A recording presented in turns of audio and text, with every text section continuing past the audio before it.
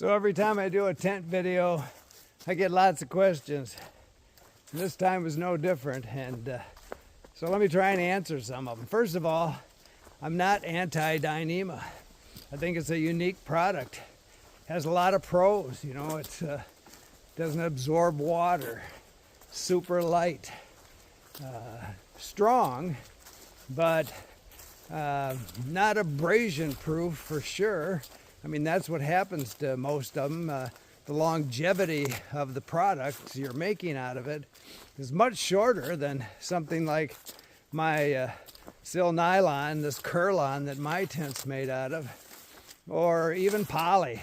I would go for those products just for the longevity of it and more maintenance free. But if you don't mind that, you're just really looking for that weight savings, probably can't find anything better. So the other question is single wall, double wall. Well, you know, if you've backpacked enough, you probably have dealt with that condensation problem before and know whether you want to deal with it or not. But the fact is, with a double wall tent, you're going to have to deal with it a lot less. It getting to you. You'll still have the same condensation. And, you know, with a double wall tent, you should have some kind of a method, you know, like a cloth to wipe it down inside in the morning or even during the night if it gets really bad. You know, mine, it doesn't get to me, so it's wet. I wrap it up, put it away wet just about every day. This morning I did. I'm out here. It's still fall. I camped by a river.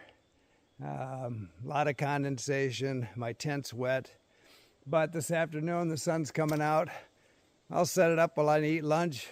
It'll dry off in 10 minutes. But the other thing about Dyneema, it doesn't soak up water, but you shouldn't think that you're going to get up and flip it around a few times and all the water is going to come off of it. You're going to wrap some water up if you've got a lot of condensation, even frost. You know, you're not going to get it all off. So you're going to have to dry your tent out also during the day. Exterior and interior. So it's not like it's foolproof. But again, single wall, double wall, it's a big decision when you're buying a tent, especially if you're dropping $500-600 on one. So I did hear about my comment on hiking pole supported tents not being as stable. And, you know, I get it. I've had them. I stand by that statement, actually, because I've seen it firsthand. I've had the experience with it. And, you know, I love the idea of being able to use your trekking poles to support the tent. Saves a lot of weight. But if you watch most of them, when I'm looking at a tent, I'll Google XYZ tent in a windstorm. I want to see somebody using that thing in a big wind, like I know I'm going to run into on occasion. And I think the deal with the hiking pole supported tents are you have more critical stakes than you do with something like my Enon. I have 2 critical stakes, one in the front, one in the back.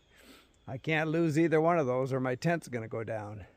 But some of these tents have 6 and even more critical stakes that if one of them comes out, the tent's going down. And I just don't want to get up in the middle of the night and have to deal with that, because usually it's because of really severe weather. And even with putting rocks on the stakes and, you know, really trying to set it up secure the night before, I've had a tent go down on several occasions that were hiking pole supported. And I don't have that problem with that Enon. That's just another reason that tent for me checks all the boxes. And so just more things to think about.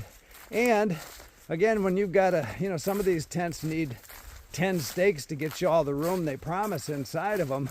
It takes up a lot of real estate, not just the tent footprint, but the stake guidelines have to go out in different directions. And all those things you're going to find eventually in certain situations are a real pain in the butt.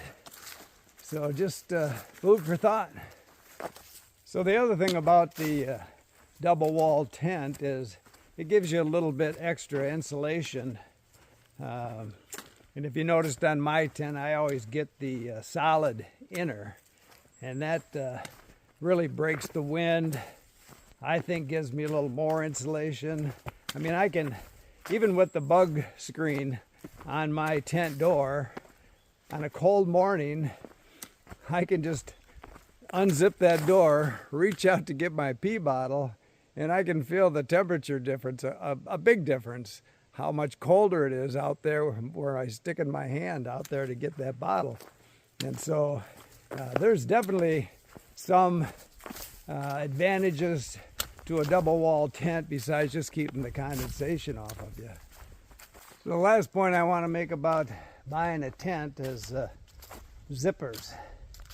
So then I'll zip it up. So you'll notice on a lot of models of these super lightweight tents, they don't have zippers. They just fold the flaps over and hook them. Well, that's great unless you're in a heck of a windstorm, and that wind doesn't always come from one direction. It'll move around all night and blow that door open or take your tent down. And so my suggestion would be to get a model with a zipper, and then good zippers. So, you know, watch some YouTube, see what kind of problems people have with different models. If you're going to spend that kind of money, you might as well do your due diligence and listen to a bunch of people on YouTube, because they'll all have a different opinion. Most of them different than mine. But at least it'll give you something to think about. Just trying to save you some money and headaches and cold nights and wet nights. Keep smiling.